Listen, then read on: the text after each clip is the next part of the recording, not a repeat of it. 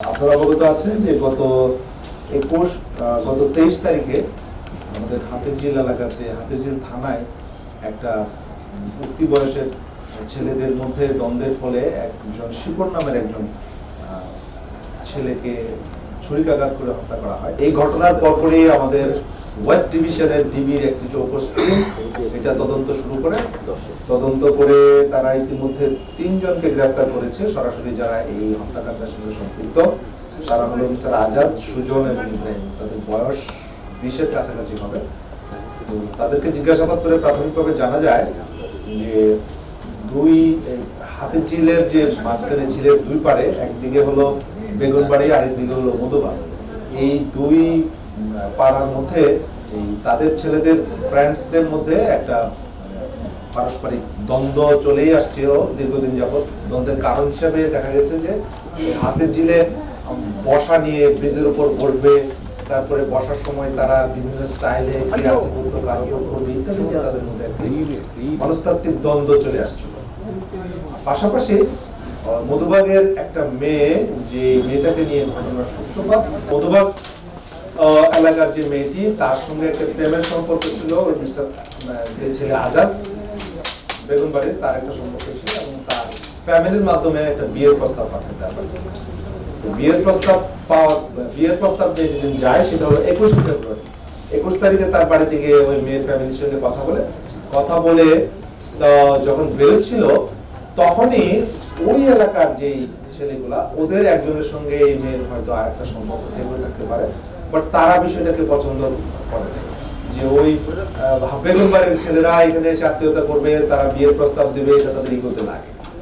তখন ওই তাদেরকে আটকে ফেলে, বাপ মা সহ ওই যারা আসছিল আজাদ, তাদেরকে ওখানে আটকায়।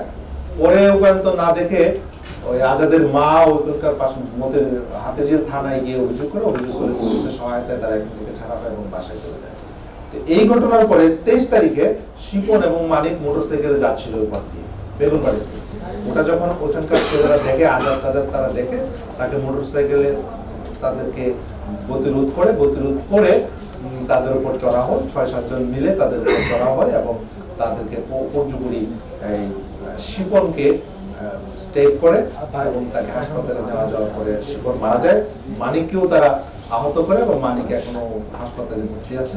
তো বিষয়টি আসলে উঠতি বয়সী যে ছেলেদের মধ্যে পারস্পরিক দ্বন্দ্ব, তারা যে বিভিন্ন রকমের মনস্তাত্ত্বিক এবং সামাজিক পারিবারিক যে বন্ধন, ওই শিক্ষা এবং তাদের উপর যে একটা নিয়ন্ত্রণ, এগুলোর অভাবেই এই ঘটনাগুলি ঘটে।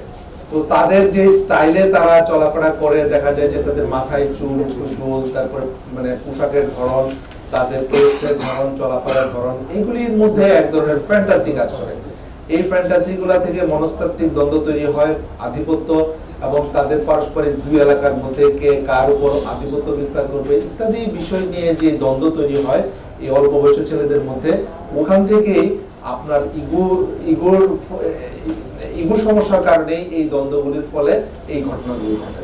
তো আমি আপনাদের মাধ্যমে রিকোয়েস্ট করব যে এই ধরনের কিশোর বলেন, উঠতি বয়সের সন্তান যাদের আছে, ওনারা যদি তাদের সন্তানের প্রতি দৃষ্টি রাখেন, তারা কিভাবে চলে, তাদের চুলের স্টাইল, পড়াশোনা, পারিবারিক বন্ধন, পারিবারিক শিক্ষা, সামাজিক শিক্ষা এবং প্রাতিষ্ঠানিকভাবেও তাদেরকে যদি মোটিভেশন করা হয়, তাহলে আইন প্রয়োগকারী সংস্থা একক না, সার্বিকভাবে সবাই যদি সহযোগিতামূলক মনোভাব নিয়ে তাদেরকে একটা মোটিভেশনের মাধ্যমে তাদের এই মানসিক পরিবর্তনটার ক্ষেত্রে সহায়তা রাখে, তাহলে আমি মনে করি যে এই ধরনের অপরাধ প্রবণতা কমে যাবে।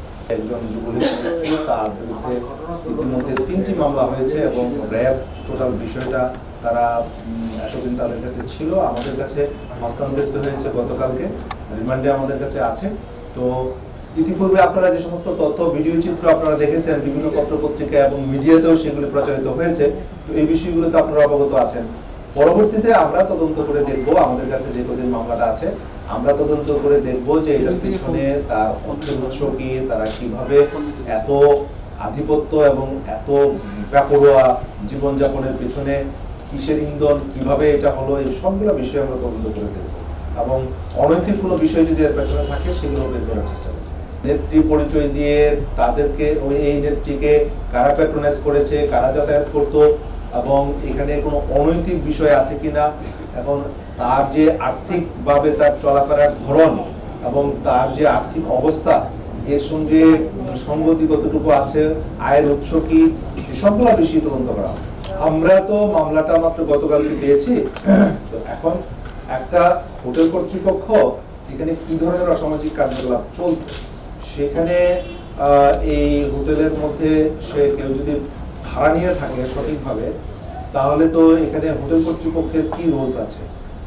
অসামাজিক কার্যকলাপ যদি চলে থাকে সেগুলো আমরা তদন্ত করে দেখবো কি ধরনের অসামাজিক কার্যকলাপ, কারা যাতায়াত করতো, কাদের এখানে ইনভলভমেন্ট আছে, সবকিছুই দেখা